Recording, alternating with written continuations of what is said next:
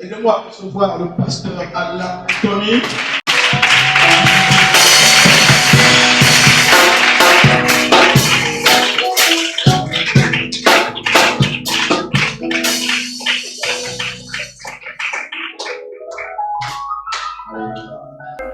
Béni d'être là et je crois qu'ensemble, notre foi sera bâtie.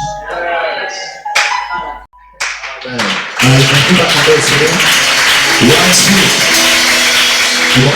Merci.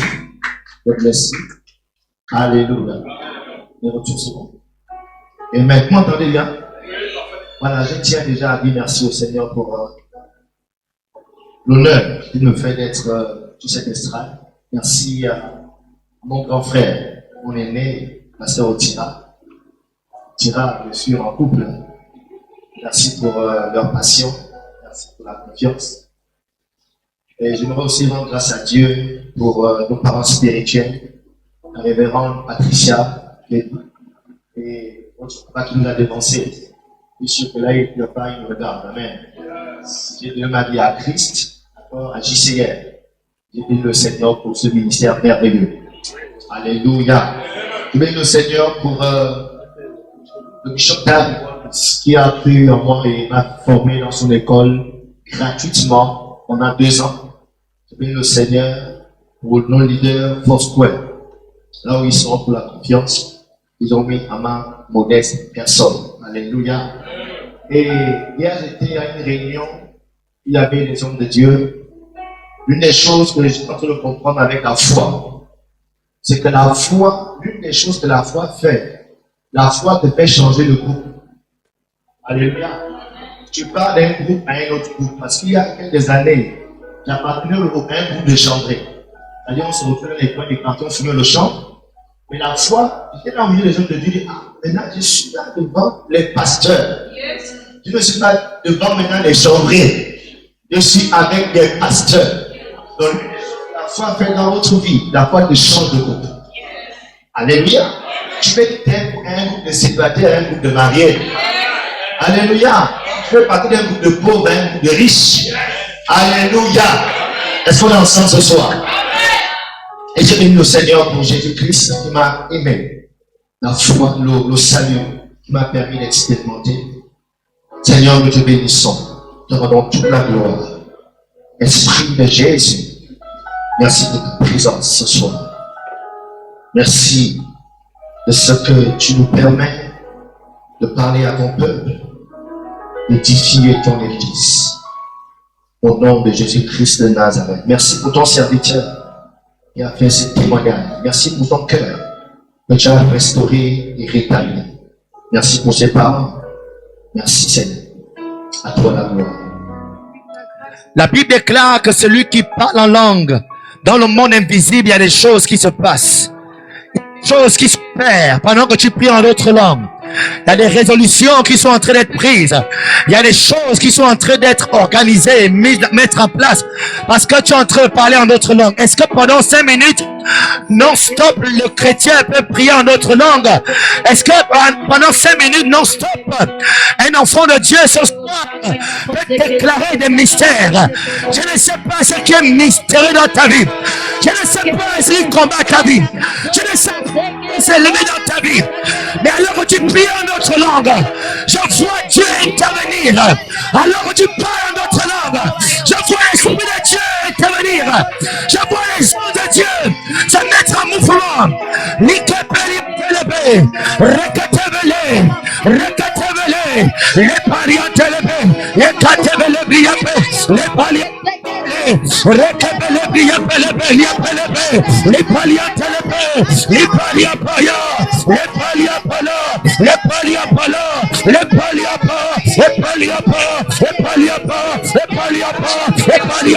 C'est très bien, c'est qu'on a un camp de prière. Et notre camp de prière, c'est juste avant les élections. Et en tant que chrétien, il y a des choses qui sont annoncées par rapport à ces élections. Nous voulons prendre 2 minutes en d'autres langues. On ne connaît pas ce qui se passe. Mais dans l'esprit, nous voulons dégager des choses. Alléluia. Nous voulons envoyer des missiles spirituels contre tout ce qui est en train de s'organiser, contre notre nation, contre la paix, la stabilité. par le nom de Jésus. Est-ce que le chrétien peut maintenant, en d'autres prier, pense aux élections, prie en notre langue et pense aux élections, prie en notre langue, pense aux élections. Vas-y. Il a appelé, il a appelé, il a appelé, il a appelé, il a appelé, il a appelé, il a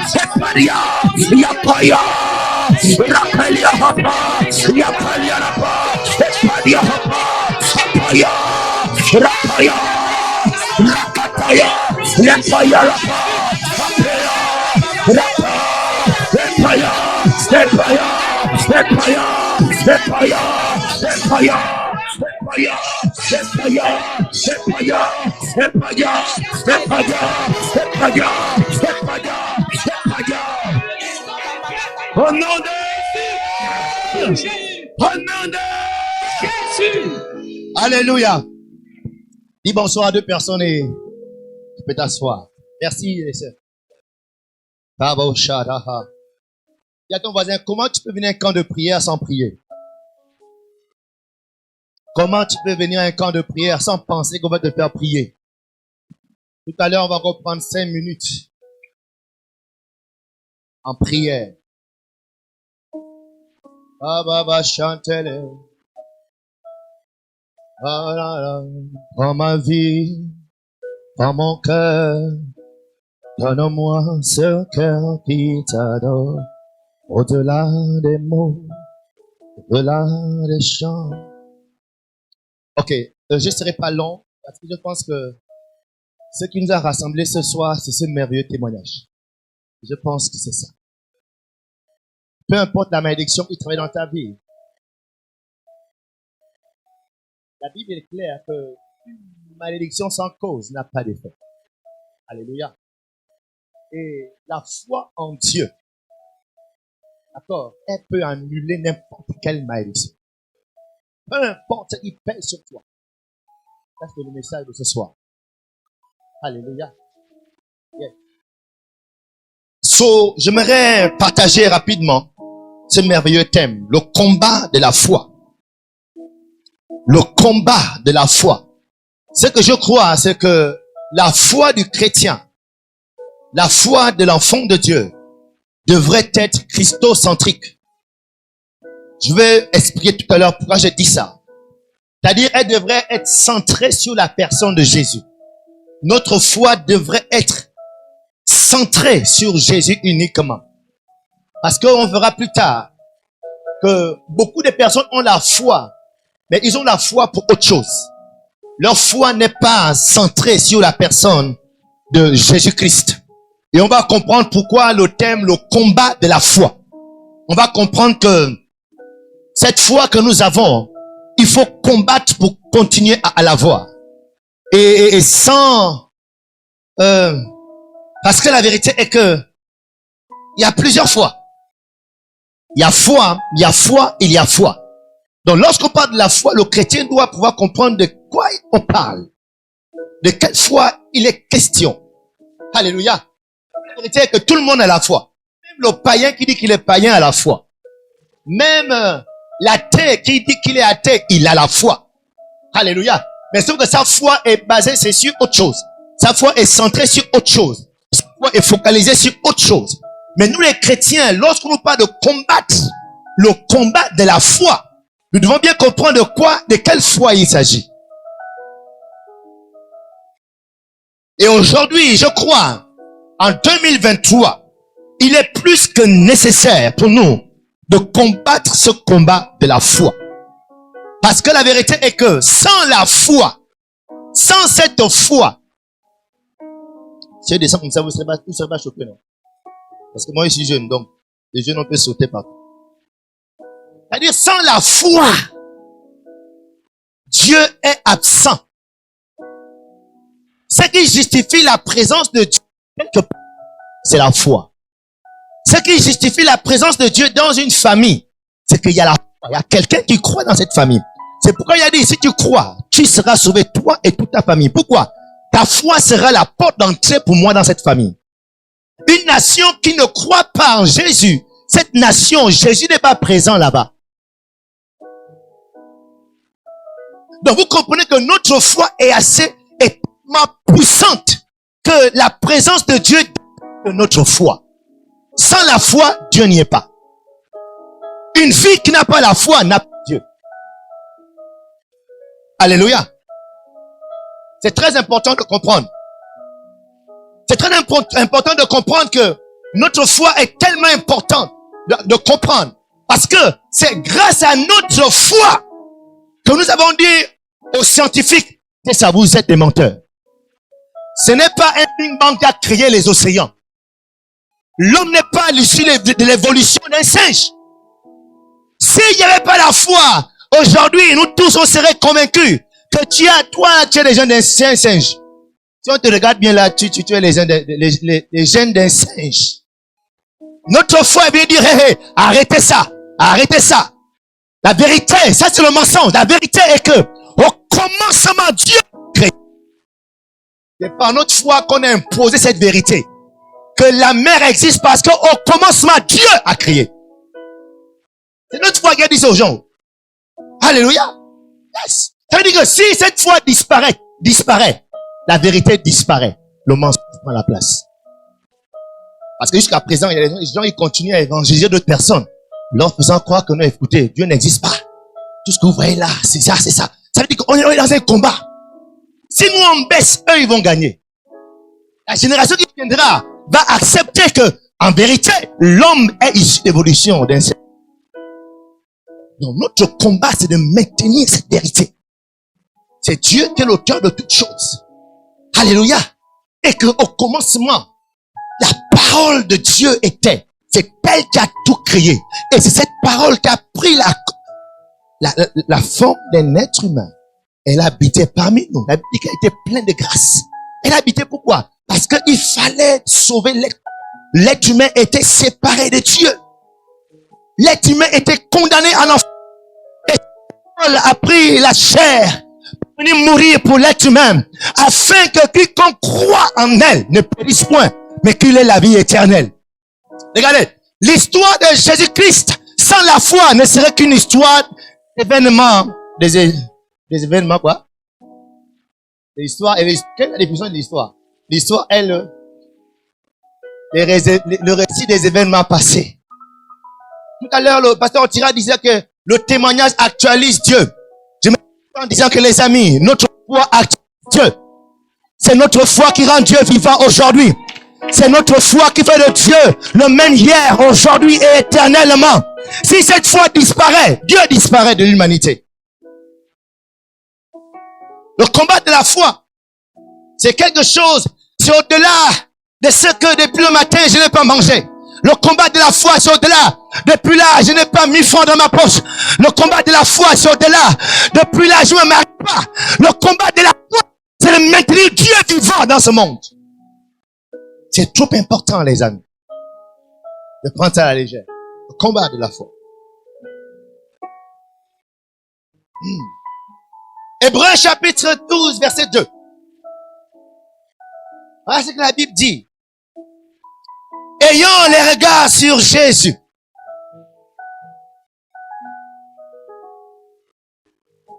L'une des raisons pour laquelle ce combat est important,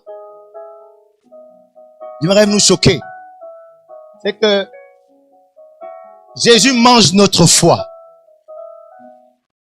Si on ne maintient plus cette foi, tout à l'heure je disais que notre foi doit être christocentrique. Pourquoi? Parce que Jésus vit de notre foi. On vient en rythme, d'accord? On se comprend, n'est-ce pas? Ayant les yeux fixés sur Jésus. Il est quoi? Le consommateur de notre foi. Moi, je suis là debout en forme, je suis en train de sauter là parce que j'ai bien mangé. Donc, ce qui me garde en forme, ce qui me garde vivant, parce que je mange. Ce qui garde Jésus vivant, de génération en génération, c'est parce qu'il continue à manger la foi.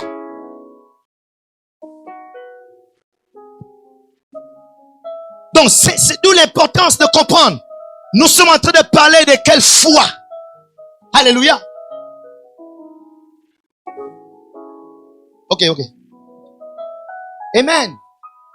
Nous sommes en train de parler de la foi qui est centrée sur la personne de Jésus. Parce que Jésus vit dans ce monde au travers de notre foi. De même qu'il a dit que mon juste vivra par la foi. Et notre Jésus aussi vit par notre foi. Nous vivons dans ce monde par la foi. Jésus vit dans ce monde par notre foi aussi. On mange notre foi. Et nous, pour vaincre ce monde, on met notre foi en lui. Donc, on est interconnectés. Ok. Donc, le combat de la foi n'est donc pas une option pour le chrétien. C'est vraiment un combat. Pendant que les uns essayent de faire disparaître Jésus de l'histoire, nous, on est là pour le maintenir dans l'histoire. Et c'est notre foi qui le maintient dans l'histoire. Combat de la foi, c'est la bagarre. Combat de la foi, c'est la guerre. À chaque fois qu'on parle de la foi, il y a toujours adversité, il y a toujours lutte, il y a toujours défi.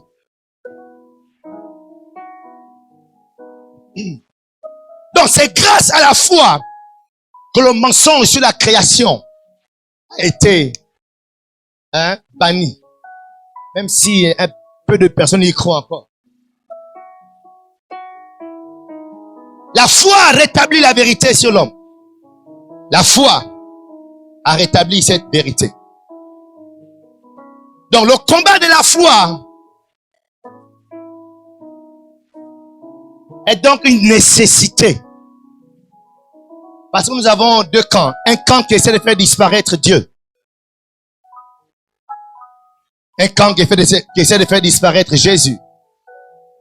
Et un camp qui veut le maintenir. Donc c'est de cette foi dont je vais parler. Je pense que cette foi est bien plus importante que la foi de vouloir manger. Amen. Notre foi est donc notre instrument de combat. Notre foi est donc l'arme multi-usage que Dieu nous donne. Alléluia. On parle du combat de la foi parce que la foi s'exerce toujours dans un environnement de guerre, dans un environnement d'adversité, de compétition, de challenge ou de défi. C'est pourquoi l'apôtre Paul va écrire à son fils Timothée, dans 1 Timothée 6, le verset que nous avons. Timothée est un chrétien, est un pasteur, il dirige une assemblée. Il va mettre en garde Timothée. Timothée, je te mets en garde. Je te mets en garde sur certains croyants, sur certains prédicateurs qui apparemment détournent les gens du bon combat de la foi. Timothée, c'est le chrétien de 2023 que tu es, que je suis. Et par ce programme, nous voulons vous rappeler. Attention, en 2023, il y a ce qu'on appelle le bon combat de la foi. S'il y a quelque chose de bon, ça veut dire qu'il y a une autre chose qui n'est pas. Tu peux être dans un combat de la foi. Est-ce que c'est le bon combat ou c'est le mauvais combat? Ce sera toujours la foi. Mais est-ce que c'est le bon combat de la foi que tu es en train de mener? Ou c'est le mauvais combat de la foi? Et mon exhortation, ou prédication, je sais pas comment vous appelez ça, va tourner autour de ça. Tu es en train de combattre quel combat de la foi? En 2023.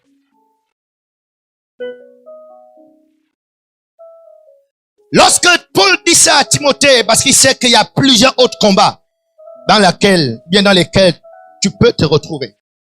Et on va essayer de lire ensemble les versets et essayer d'interpréter. Et on va s'arrêter là. Le verset 7 de 1 Timothée 6. En effet, nous n'avons rien à porter. Il y a le bon combat, il y a le mauvais combat.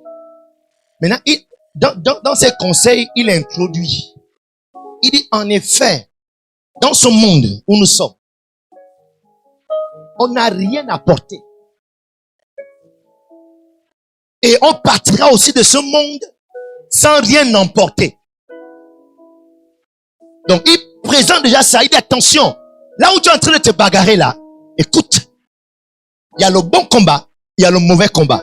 Mais comprends que dans ce combat, le terrain sur lequel tu es en train de te bagarrer là, tu es venu nu et tu vas retourner nu.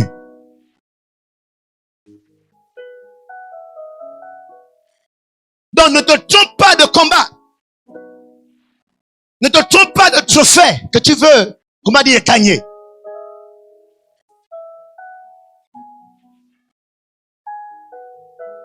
Et je crois que Paul, lorsqu'il dit ça, certainement il avait médité Job chapitre 1 verset 21. Certainement. Job a déclaré ceci: je suis venu du sein de ma mère, et nu je retournerai du sein de la terre. Je suis venu comme un nu, et je vais repartir nu. C'est un conseil étrange. Est-ce que Paul est en train de nous demander de souffrir dans ce monde? Est-ce que Paul veut qu'on reste nu, pauvre, sur cette terre? Non, Paul n'est pas en train de dire, d'accord, d'être nu, ou bien d'être pauvre dans ce monde. Non, c'est pas ça. Paul parle de partir de ce monde nu. Ça dit, tu partiras de ce monde nu. Tu vas quitter cette terre nue. Peu importe toutes les victoires que tu auras dans ce monde, tu partiras nu. Alléluia. Il n'est pas en train de dire que tu vas vivre nu ici. Mais il dit tu partiras nu. Ok? Donc, qu'allons-nous emporter? Ça veut dire quoi? Ça veut dire que le chrétien doit pouvoir se battre pour emporter quelque chose qu'il peut emporter. C'est ça?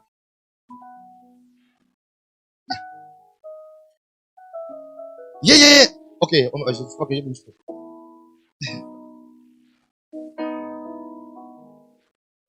Et take away. Regardez, chrétiens, ne soyons pas comme certaines équipes africaines de football, dont le nom du pays commence par une lettre de l'alphabet.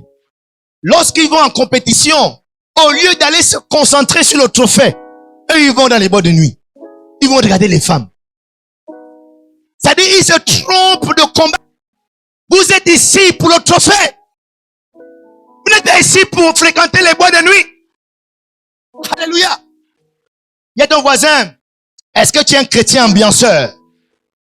Est-ce que toi, tu aimes les ambiances?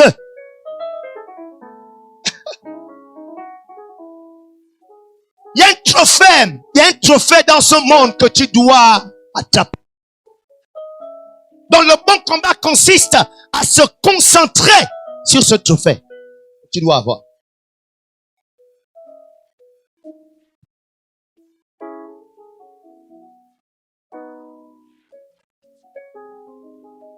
Donc Paul, si on comprend bien ses conseils, il est en train d'orienter son fils vers ce combat, vers ce bon combat. C'est comme pour dire, votre foi est bien trop puissante pour la limiter à ce qui va rester. Elle est bien trop puissante pour la limiter aux choses que tu ne peux pas emporter. Elle est bien trop puissante pour ça. Yeah. Pendant que tu gaspilles pendant que je gaspille ma foi à vouloir manger.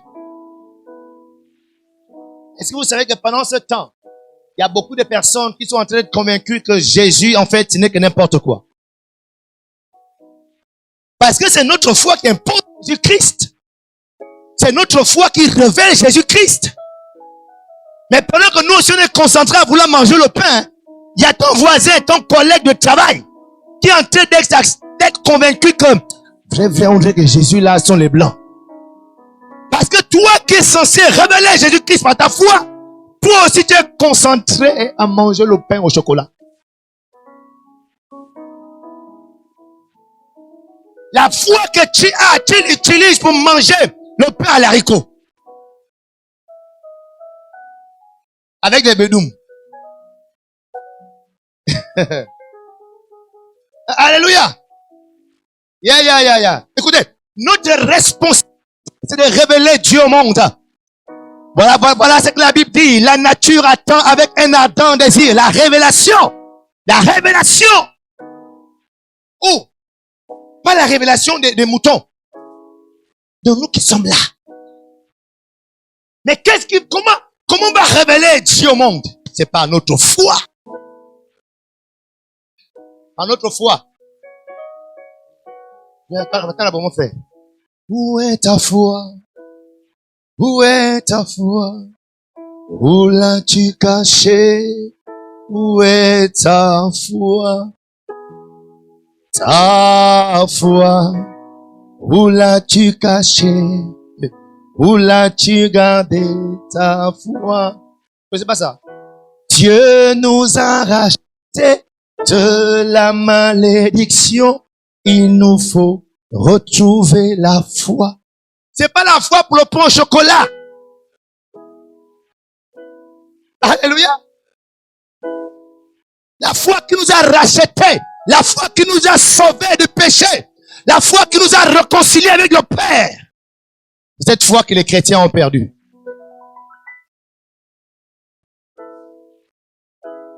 Regardez, Paul a fini de parler. Écoutez maintenant Jésus. Quand Jésus parle, il faut respecter. Quand Jésus parle dans la Bible, il faut respecter. Regarde. Matthieu 6, 31, il dit quoi? Ne vous inquiétez donc point. Et ne dites pas quand mangerons-nous? Que boirons-nous?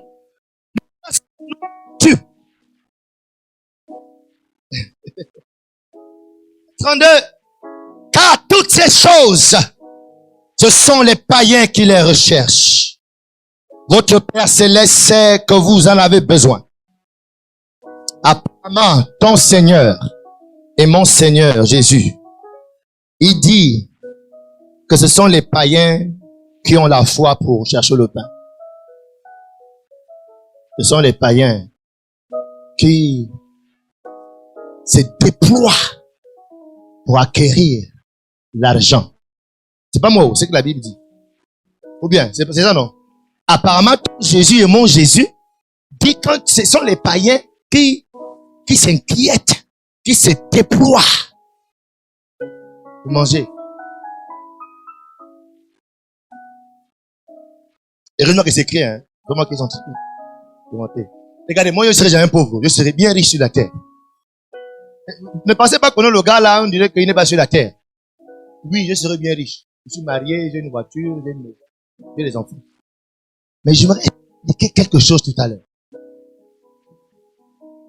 Le bon combat de la foi. Le bon combat de la foi. Le bon combat de la foi. Et je pense que notre thème est assez clair. Le combat de la foi. Et je suis simplement en train de lire ces versets avec vous. Et selon Jésus, en quoi devrait consister notre foi en chrétien? En quoi devrait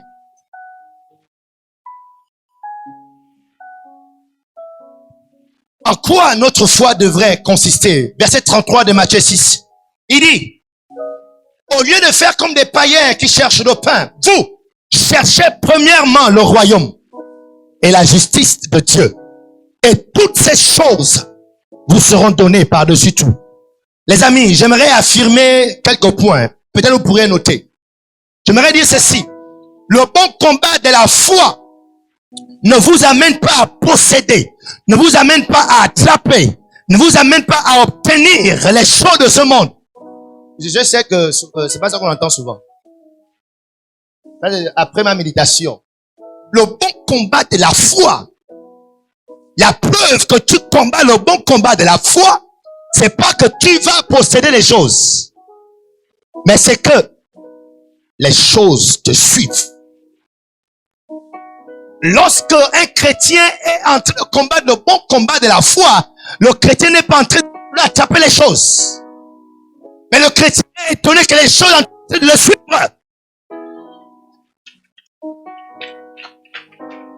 Alléluia. J'ai dit souvent à ma femme, je n'ai jamais prié pour me marier. Je n'ai jamais jeûné pour me marier. Je n'ai jamais prié pour avoir une fille, pour avoir un garçon.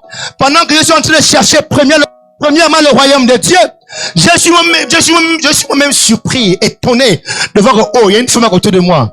Oh, j'ai déjà 2 enfants. Oh, j'ai une voiture. Oh, je suis un pasteur. Oh, je voyage. Oh.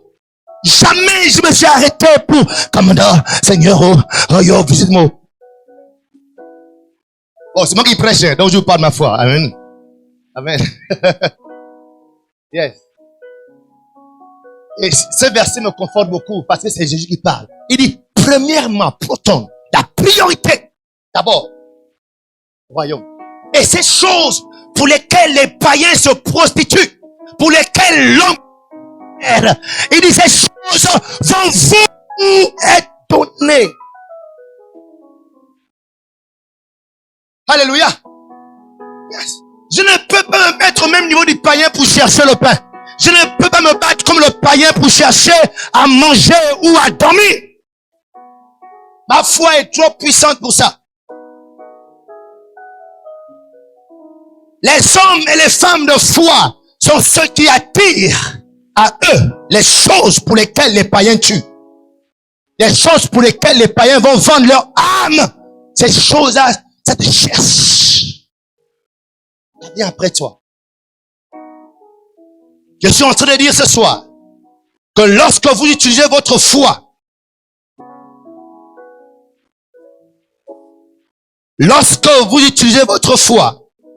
pour construire une maison, vous mettez votre foi, toute l'énergie pour vous marier, pour avoir des enfants. Paul nous dit ceci, ne cherchez pas ce qui n'est pas transférable. Parce que même ta femme n'est pas transférable là-bas. Même la femme, l'homme, le mari, il va rester. Les enfants que tu aimes tant vont rester. Il dit, ne vous battez pas pour ce qui va rester. Laissez ces choses-là vous suivre comme ça là. Vous, cherchez d'abord. Concentrez-vous. Le proton, la priorité, ce qui est plus important pour ta foi, le royaume et la justice de Dieu. Et Jésus dit que c'est le royaume qui est transférable.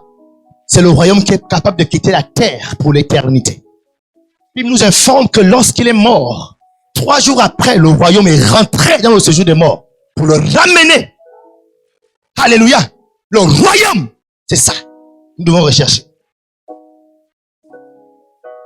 Lorsque votre foi a gagné le royaume, les amis, peu importe où vous serez, peu importe ce que vous voulez, ces choses vont venir à vous. Parce que la vérité est que la nature a les oreilles, la nature reconnaît son créateur. Là où son créateur est manifesté, les choses viennent se prosterner à toi. Alléluia. Yes. Les choses viennent se prosterner à toi. Jésus nous a bien démontré cela. Et dans ce pays, dans nos familles, les amis, écoutez, au Gabon, lorsqu'on parle des religieux, les religieux gabonais, c'est nous. Sur la base de quoi on dit que nous sommes religieux? Sur la base de notre foi. Maintenant, entre le païen et toi, il y a peu de différence. Qu'est maintenant le religieux? Qu'est-ce qui fait en sorte que dans ton bureau, on t'appelle toi le religieux. Et l'autre là, le païen. C'est nous les religieux. Assumons cet appel. C'est nous les religieux. C'est nous qui croyons à un Dieu invisible. C'est nous qui croyons qu'on peut devenir riche sans voler.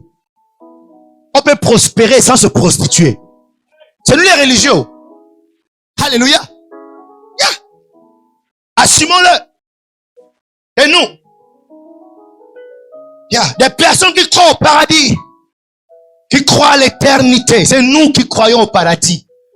C'est nous qui croyons qu'un jour, lorsqu'on va mourir, on va aller au ciel. C'est nous qui croyons comme ça. Assumons cela. Alléluia. Des personnes qui disent que sert-il un homme de gagner le monde et perdre son âme? C'est nous qui disons ça. Ce ne sont pas d'autres personnes. Que me sert de gagner le monde et perdre mon âme? Ça, c'est nous. Et c'est la Bible qui dit ça. Alléluia. Chrétien 2023, Timothée 2023. Le bon combat de la foi, c'est de rendre les paroles de Jésus vivantes. C'est Jésus qui a dit ces choses. Ne suivons pas les coachs de Facebook. J'ai envie de descendre. Non. Les coachs de Facebook vous embrouillent la tête. Alléluia. Les coachs de TikTok, d'Instagram, vous embrouillent la foi. Le bon combat de la foi, c'est de garder Jésus et ses paroles vivantes. Si nous on baisse les bras, Jésus va disparaître. Et l'agenda du diable est clair. L'apôtre Paul nous l'explique. Dans 1 Timothée chapitre 4 à partir du verset 1. Paul dit, dans les derniers temps, dans les derniers jours, dans ces temps-ci, les jours seront mauvais. Beaucoup vont abandonner la foi. Beaucoup de chrétiens vont abandonner la foi. C'est la prophétie des derniers temps. Donc si nous on ne combat pas cette foi authentique, les amis, vous serez dans la prophétie du Saint-Esprit. Vous allez faire partie de la prophétie du Saint-Esprit. Et Paul est clair, il dit, l'Esprit dit expressement. Donc, c'était breaking news. Il y avait un plateau de télé, il parlait un peu de tout. Après, breaking news, c'est ça, non? Breaking, flash info. L'Esprit dit expressement, dans les derniers temps, beaucoup vont abandonner la foi. Parce que les jours seront difficiles. Et nous sommes dans ces temps, les amis, où il est important pour nous d'attraper la foi, de la garder allumée. Jésus doit être élevé dans ce pays comme un étendard. Peu importe ce que les gens pensent et disent, mon Jésus est le roi du pays, est le roi du Gabon. C'est quelle foi qui maintient Jésus vivant? C'est pas la foi, j'ai faim, depuis là je me marie pas, depuis là, c'est pas la foi là. Bon, c'est moi qui prêche. Après, tu viens aussi prêcher.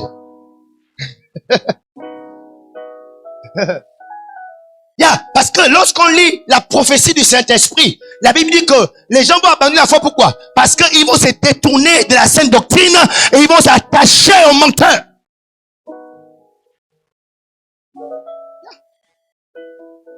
Les menteurs.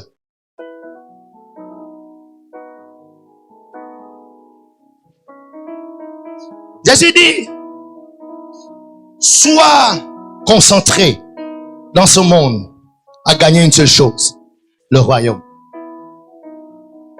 Le royaume. Le trophée que nous devons rechercher, c'est le royaume. Le verset 8 de 1 Timothée 6, l'apôtre Paul continue en disant, si donc nous avons de la nourriture et des vêtements, cela nous suffira. Donc, en fait, dans ce monde, ayons juste l'essentiel. L'essentiel, c'est manger, dormir et tout. C'est bon. Mais ce qui est étrange, c'est que quand c'est bon comme ça, là, c'est pas c'est bon que tu aies un morceau de pain.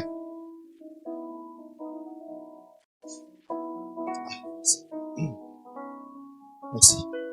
Verset 9, il dit quoi? Quant à ceux qui veulent s'enrichir,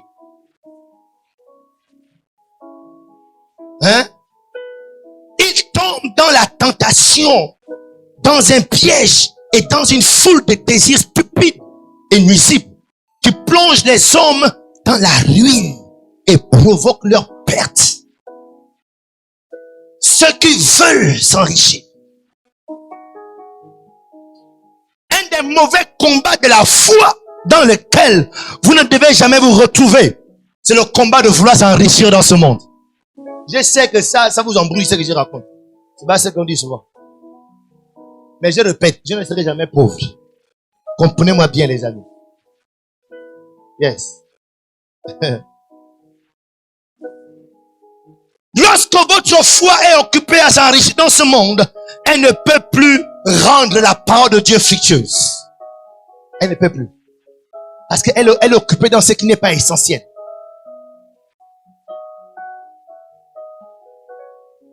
Vous êtes toujours chrétien.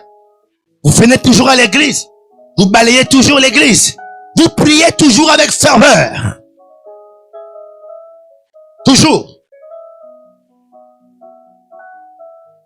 Mais votre foi, tout ce que vous faites, c'est pour gagner le monde. La foi que nous avons, le combat de la foi dans lequel nous devons être, ne doit pas être celui de gagner ce monde.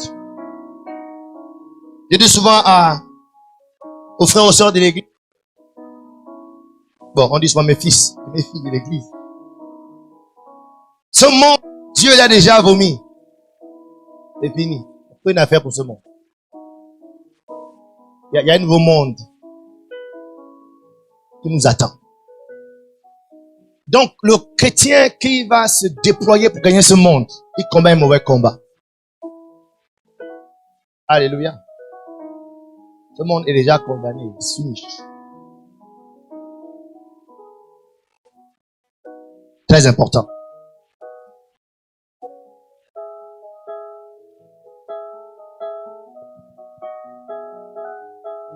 Nous devons comprendre une chose, c'est que ce monde,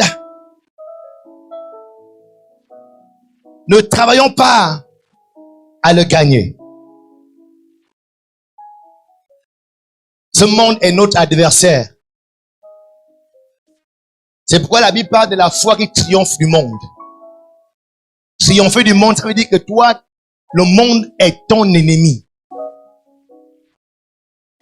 Et l'apôtre Jean va dire à ceci: n'aimez point le monde, ni les choses qui sont dans le monde. Si quelqu'un aime le monde, l'amour de Dieu n'est point en lui. Alléluia. Donc notre foi, c'est pour triompher du monde. Ça veut dire que ce monde essaye de nous détruire, de nous engloutir. Le beau combat de la foi consiste à triompher de ce monde. Avec tout ce qui est en train d'arriver. Avec ces lois uniques. Ces choses bizarres qui sont en train d'arriver. Si ta foi n'est pas authentique, ce monde va t'avaler. Hop. Disparaître avec lui. Que ça ne soit pas ton partage au nom de Jésus. Yeah. Et ce que j'aimerais dire, c'est que être riche dans ce monde n'est pas la preuve que le royaume de Dieu est avec toi. Alléluia. Mais avoir le royaume de Dieu avec toi, c'est la preuve que les richesses de ce monde sont en train de venir à toi. Amen. Le verset 10, Timothée, chapitre 6, il dit ceci: l'amour de l'argent est en effet à la racine de tous les maux.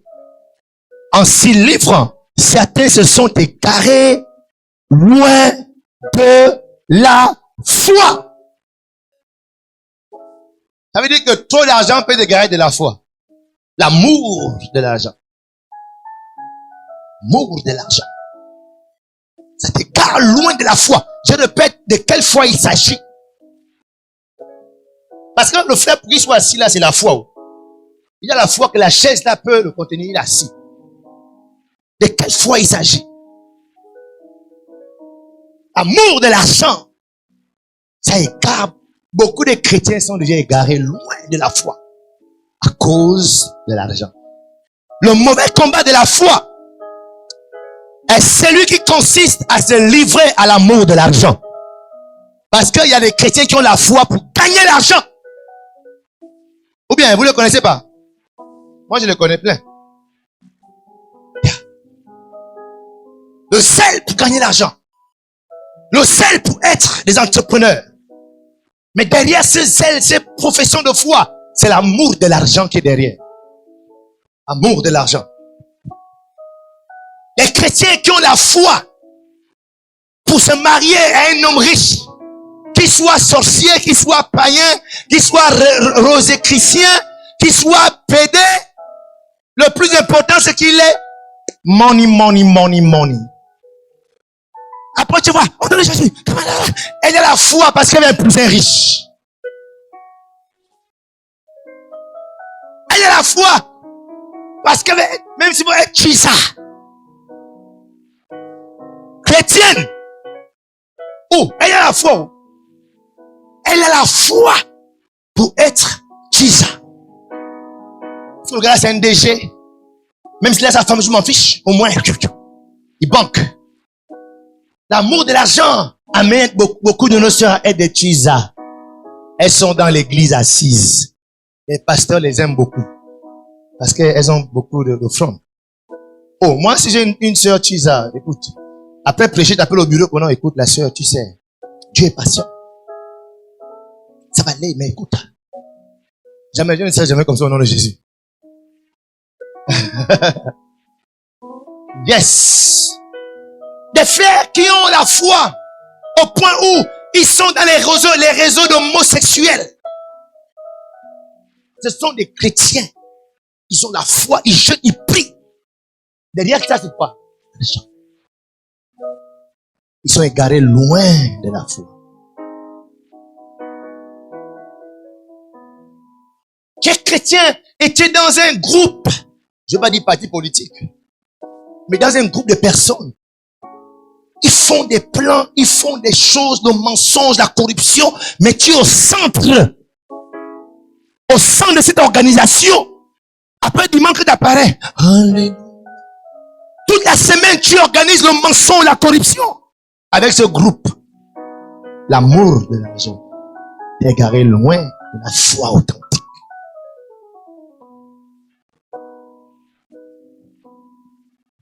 Je prêche comme ça parce que je ne suis pas dans mon église. Sinon, simplement l'église, j'allais dire un peu, pas trop. Sinon, dimanche prochain, il n'y a plus dans l'église.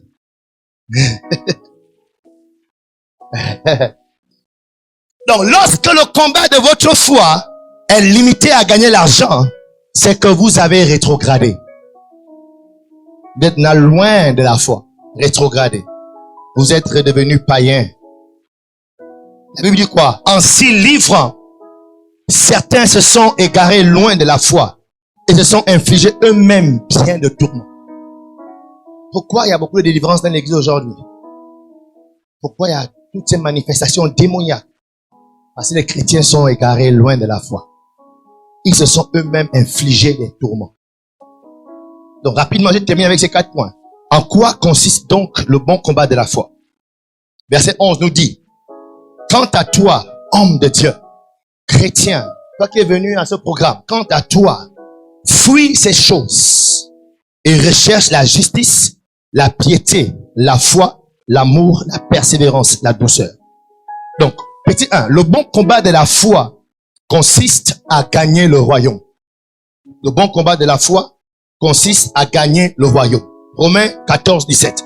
Car le royaume de Dieu, ce n'est pas le manger et le boire, mais la justice, la paix et la joie par le Saint-Esprit. Verset 12. Il dit quoi? De 1 Timothée 6, verset 12. Il dit: combat le bon combat de la foi. Saisis la vie éternelle. Petit 2. Le bon combat de la foi consiste à se battre pour saisir l'éternité. Le bon combat de la foi consiste à saisir l'éternité. Il dit quoi ensuite? C'est à elle que tu as été appelé. Et c'est pour elle que tu as fait une belle profession de foi en présence d'un grand nombre de témoins. Écoutez s'il vous plaît. Je ne sais pas ce qu'on vous a dit, ou bien on a dit à ceux qui sont sur Internet, vous tous vous êtes OK. Je ne sais pas ce qu'on vous a dit quand vous êtes venus à Christ. Mais j'aimerais nous dire ce soir que lorsqu'on vient à Christ, On vient à Christ pour obtenir l'éternité. On vient à Christ pour recevoir la vie éternelle. On vient à Christ pour aller au ciel. On vient à Christ pour recevoir le pardon de nos péchés. Alléluia. On vient à Christ pour être réconcilié avec Dieu le Père. C'est pourquoi on vient à Christ. L'amour de Dieu pour nous ne s'est pas manifesté en nous donnant de belles promotions. Dieu ne nous a pas tant aimés qu'il nous a donné une belle femme. Comme moi, j'ai une belle femme. La belle femme de ma vie n'est pas la preuve de l'amour de Dieu. Les enfants que j'ai, ils ne sont pas la preuve de l'amour de Dieu pour moi. La maison que je peux avoir n'est pas la preuve que Dieu m'aime. L'amour de Dieu a été prouvé lorsque Dieu m'a donné l'éternité. Il m'a donné une femme, il m'a donné une maison, un truc pourri. L'amour de Dieu est trop grand pour me donner une maison pour montrer qu'il m'aime. Alléluia. Le cadeau que je peux faire à ma femme à son anniversaire, la sœur, ça ne peut pas être le même cadeau. Mon amour pourrait être trop grand pour que ce soit le même cadeau. Ce serait même suspect. Pourquoi? L'amour que j'ai pour elle est... Ça veut dire que l'amour que Dieu a pour nous est tellement grand que ça ne peut pas se prouver par le fait que tu as une maison. Quelque chose qui va périr. Alléluia. C'est pourquoi il est écrit, car Dieu a tant aimé le monde qu'il a donné son Fils unique afin que quiconque lui ait le visa. Alléluia. Afin que quiconque croit à lui ait une belle femme qui a de longs cheveux. Non. Afin que quiconque croit en lui reçoit une bonne promotion dans une grande entreprise de la place. Non. Afin que quiconque croit en lui ne périsse au point, mais qu'il ait la vie éternelle. La vie éternelle. Alléluia. Et la Bible dit que Christ, Dieu prouve son amour lorsque nous étions encore des pécheurs. Christ est mort pour nous. Quel est le bon combat de la foi, les amis? Écoutez, moi je suis marié, j'ai une belle montre, je suis propre, je suis bien rasé. Je suis pas bizarre, je suis pas Jean-Baptiste. Pour dire que j'ai une vie normale. Dans mon portefeuille, j'ai peut-être 35 000. Je suis pas pauvre. Tout à l'heure, j'ai donné une offrande de 5 000. J'ai une voiture garée dehors, j'ai une maison. Est-ce que vous comprenez? Je suis pas quelqu'un qui est en train de vous demander de laisser les choses de ce monde. Mais on parle du combat de la foi, de notre foi. Quel est le bon combat? Parce qu'il y a des mauvais combats de la foi. Ne te trompe pas de combat. Tu veux te marier? Est-ce que tu as déjà l'éternité? Un jour, Oral Robert a perdu son fils et son frère, Kenneth Egan, son ami, a fait une lettre. Parce qu'il était triste, il pleurait. Oral Robert. Et il a reçu la lettre. Dans la lettre, l'homme de Dieu disait, Dieu a tué la chair de ton fils pour sauver son âme. Ça veut dire quoi? S'il continue à vivre, il devait aller à l'enfer. Ça veut dire qu'il y a des gens, si tu te maries, toi, tu vas à l'enfer. Donc Dieu veut que tu restes seul. Toi, le mari va te mettre à l'enfer. Oh.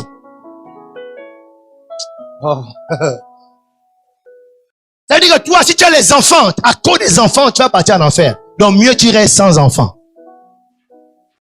Est-ce que Dieu a échoué si tu termines ta vie sans enfants? Dieu n'a pas échoué. Dieu a déjà gagné lorsque tu as reçu Jésus-Christ dans ta vie comme Seigneur et Sauveur. C'est là qu'il a gagné. Même si tu finis ta vie sans enfants, même si tu finis ta vie sans maison, Dieu a déjà gagné. Alléluia. Yes, il a déjà gagné. Yes.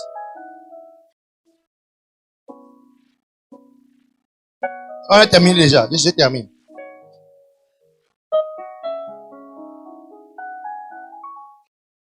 Donc, lorsque vous faites votre premier pas en Christ, avant de rentrer, la seule chose qui vous est présentée, c'est la vie éternelle. Alléluia. C'est la vie éternelle qu'on nous présente. Non, quand tu appelles un bon évangéliste, il ne te dit pas, accepte Christ, tu vas voir, tu vas te marier. Là, c'est pas un bon évangéliste. Là, c'est un coach prédicateur. Le bon évangéliste te présente toujours l'éternité. Ça. L'éternité.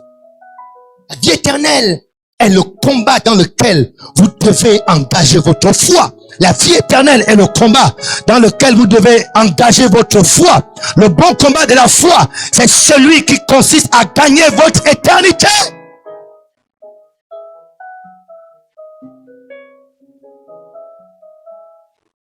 Il dit, afin que quiconque ait la foi, que cette foi l'amène à la vie éternelle. Afin que quiconque croit qu'il ait la vie éternelle. Avant de chercher le pain, est-ce que tu as l'éternité? Aujourd'hui, beaucoup de chrétiens vont d'église en église parce qu'ils cherchent le pain. Un jour, j'ai prêché à l'église que beaucoup viennent maintenant à l'église, non pour Jésus, mais pour le pain que Jésus donne. Oh, mon Dieu. Hein? Quand vous combattez le bon combat de la foi, tout ce que vous amenez dans votre vie est soumis à un seul test. L'éternité. Cet homme qui me dit qu'il m'aime là, est-ce que s'il vient dans ma vie, il va m'aider à rentrer dans l'éternité? Ce travail qu'il est en train de vouloir là, est-ce que ce travail va m'édifier pour m'amener dans l'éternité? L'éternité devient le testeur de tout ce qui doit rentrer dans votre vie. Lorsque vous combattez le bon combat de la foi, tout ce qui rentre dans votre vie passe par le scanner de l'éternité. Est-ce que cette relation va m'édifier pour rentrer dans l'éternité?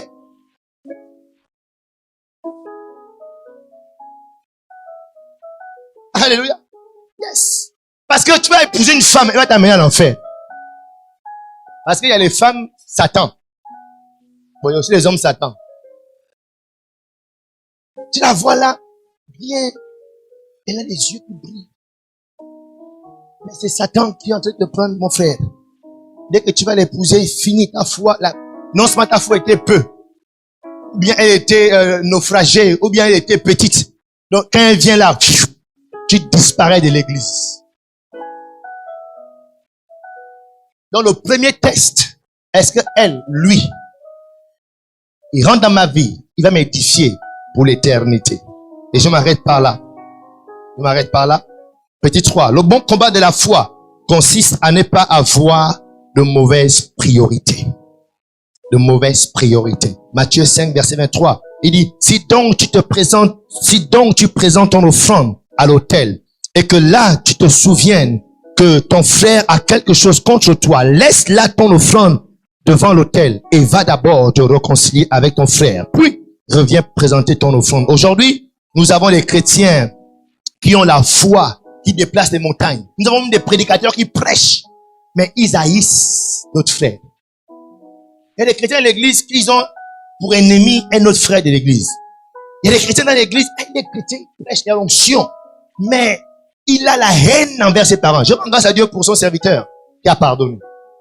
Mais il y a encore des chrétiens prédicateurs. Lui, cet homme de Dieu-là, dès qu'il est quelque part, il ne part pas. Au Gabon, moi j'ai changé de groupe. Je n'ai pas dit au pasteur, j'entends bien les choses des pasteurs. Elle est chrétienne responsable, mais avec l'autre, ça dit elle voit l'autre noir. Mais quand elle prie là, elle hurle dans la prière, elle hurle. Comment tu hurles dans la prière?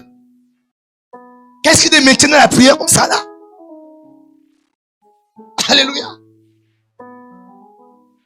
Je lui dis non, arrête, stop. Va d'abord te réconcilier. C'est ça la priorité. La priorité, c'est la réconciliation, c'est l'amour. La réconciliation, l'amour. La réconciliation, l'amour. Va d'abord te réconcilier.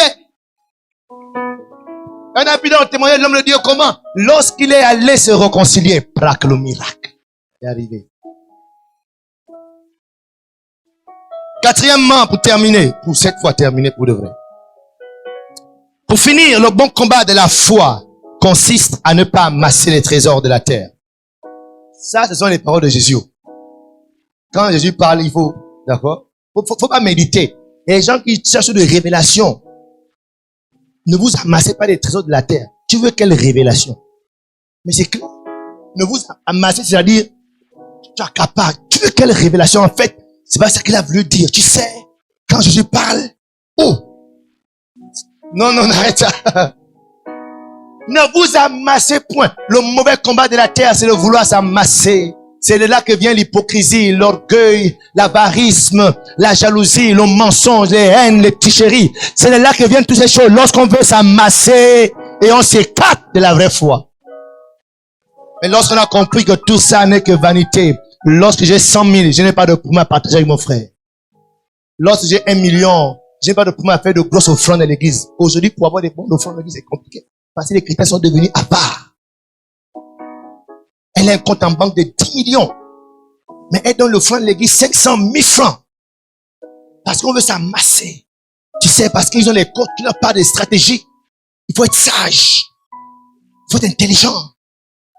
Il faut épargner. Il faut économiser. Il faut investir. Pour prospérer. Ça, c'est pas de Dieu. Dieu n'a pas, c'est pas ça. Dieu a dit pour prospérer, cherche d'abord le royaume des cieux et les richesses viendront à toi.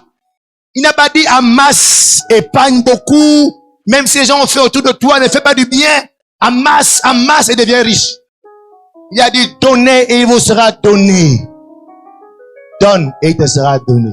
Ça, c'est la sagesse de Dieu. Lorsque Jésus a laissé l'église,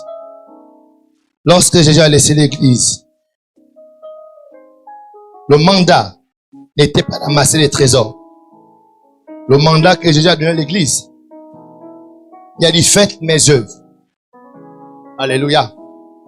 Faites mes œuvres. Les œuvres de Jésus, c'était prêcher, enseigner, chasser les démons, guérir les malades. C'était ça les œuvres de Jésus. Le bon combat de la foi consiste à poursuivre les œuvres de Jésus. Pour ce qui est des trésors, Jésus nous a promis des trésors au ciel. Il a dit, ne vous inquiétez pas pour ça, au ciel. Mais vous, faites des choses, faites plus que ce que j'ai fait. Alléluia. Aujourd'hui, on a peu de chrétiens qui pensent même au ciel. La pensée de l'éternité a disparu dans le cœur de beaucoup de chrétiens. Les gens ne pensent plus au paradis.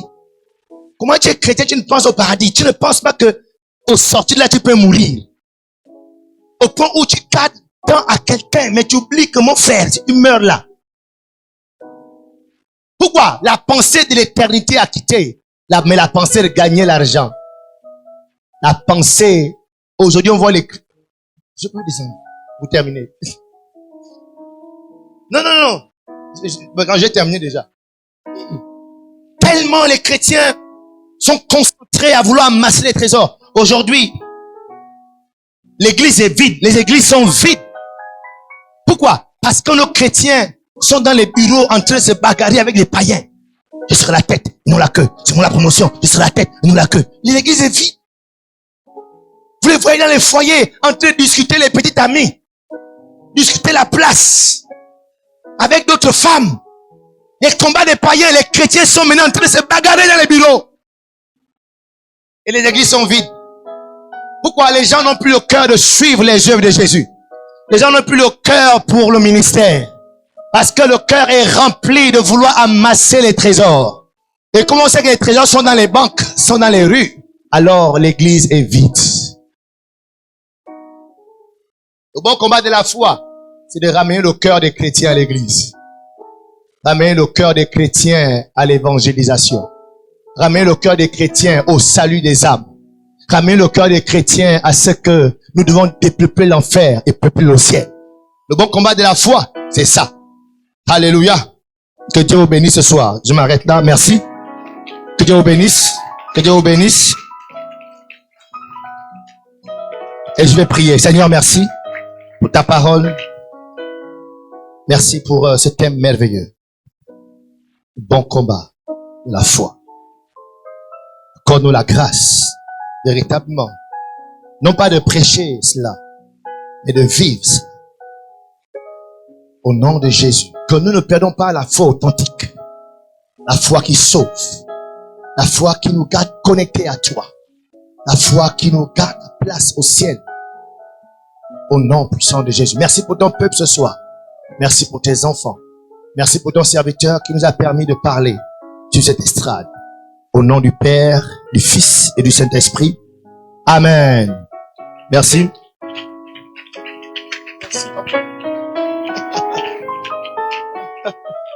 Alléluia. Alléluia. Oh, est-ce que tu peux t'asseoir un instant? Oh, j'ai aimé ce message. Est-ce que tu peux encore acclamer le Seigneur pour ce message?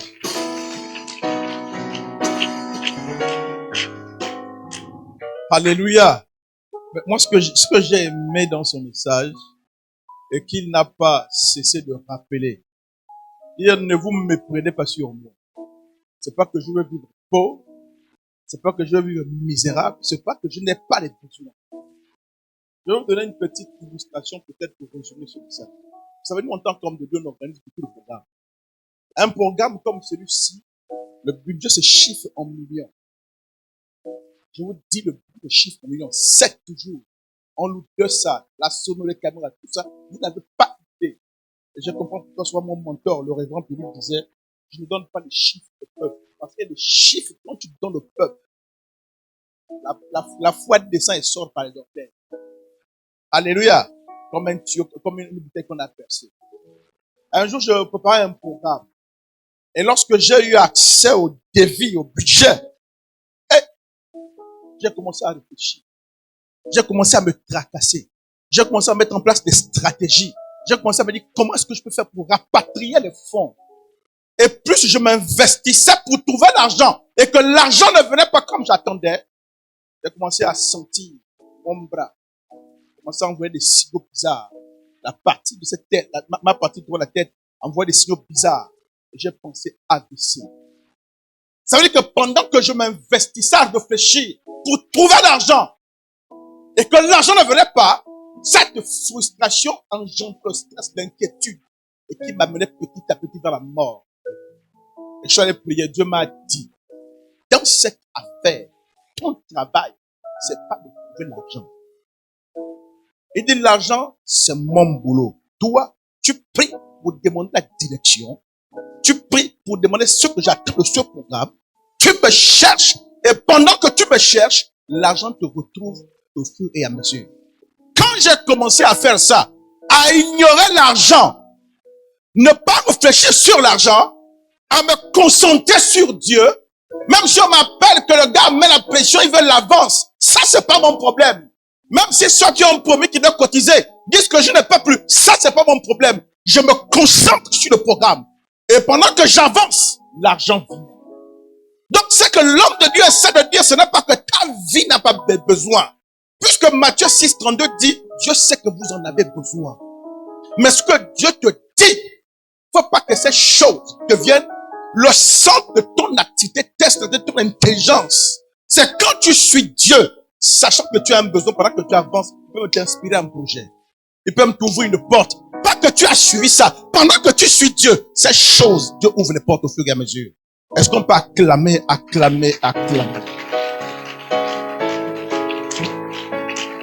Alléluia. Alléluia. Donc, quand vous voyez l'homme de Dieu en ville, saluez-le. Ne dites pas, voilà, ne dites pas que voilà, c'est le type qui avait dit que je ne vais pas prier pour mon mariage. Si vous le voyez sur Facebook, likez. Ne dites pas non, d'abord je déconnecte. C'est lui qui a dit que je ne vais pas prier pour ma voiture. Non. Alléluia. J'espère que vous avez bien compris. Hein. D'abord, le prochain événement, la prochaine semaine d'impact, on va le ramener. Alléluia. Qui veut qu'on le ramène? Si tu ne lèves pas la main, tu es suspect. Alléluia. Est-ce qu'on peut encore acclamer le Seigneur pour ce beau message? Alors, l'heure est avancée, on va simplement prendre nos offrandes. Est-ce que, s'il vous plaît, les chants, s'il vous plaît. On donne au Seigneur dans la joie.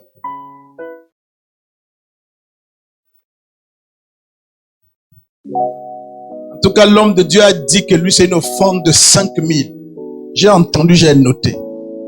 Je suis là comme Jésus devant le tronc. Alléluia. Prépare ton offrande, s'il te plaît. Et on va donner à Dieu. Quel est votre chant des offrandes?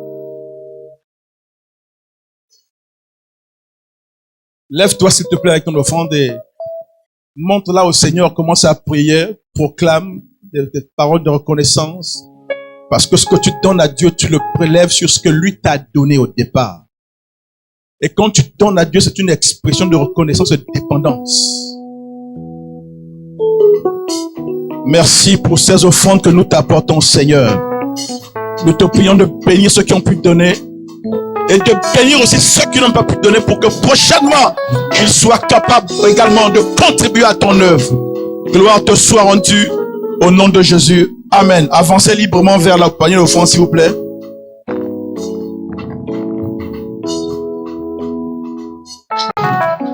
Je veux proclamer qu'en Christ je suis plus que vainqueur, car à la croix il s'est donné pour moi. Je veux proclamer qu'en Christ je suis plus que vainqueur.